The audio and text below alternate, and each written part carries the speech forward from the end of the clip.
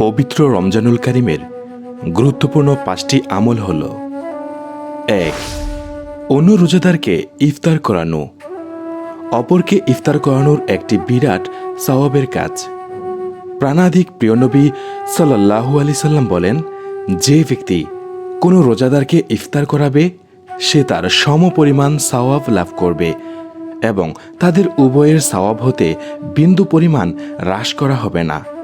সুনান ইবনে মাজা। 2.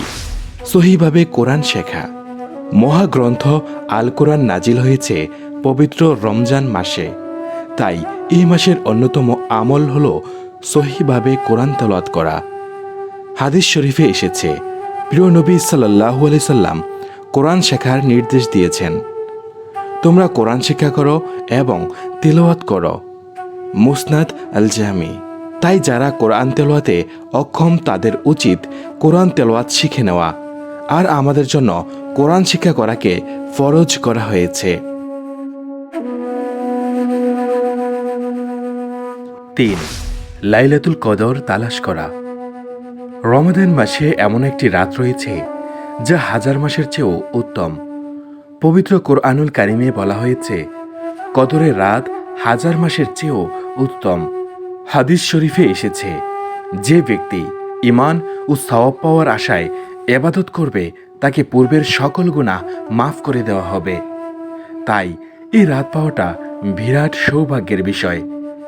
এক হাদিসে আয়েশা রাদিয়াল্লাহু আনহা বলেন, রাসূল সাল্লাল্লাহু আলাইহি সাল্লাম অন্য সময়ের তুলনায় রমাদানের শেষ 10 দিন অধিক হারে পরিশ্রম করতেন।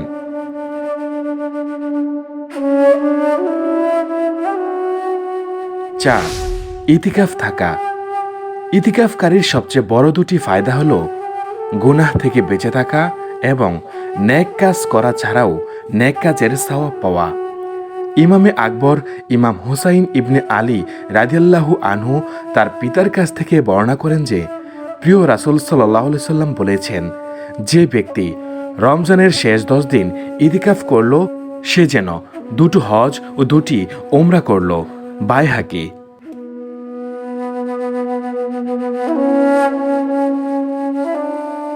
5. সদকাতুল ফিতর। সদকাতুল ফিতর রমজান মাসে দিতে হয় এমন একটি অনুদান যাতে মুসলিম সমাজে অভাবী ব্যক্তিরাও যেন স্বাচ্ছন্দ্যে ঈদ উদযাপন করতে পারে। ঈদের নামাজের পূর্বেই এই সদকা আদায় করতে হয়। সাহাবায়ে কেরামগণ ঈদের বেশ কয়েকদিন পূর্বে অভাবীদের কাছে এই সদকা পৌঁছে দিতেন, যাতে তারা ঈদের জামাকাপড় এবং বিভিন্ন খাদ্য সামগ্রী কেনাকাটা করে খুশি মনে ঈদ উদযাপন করতে পারে।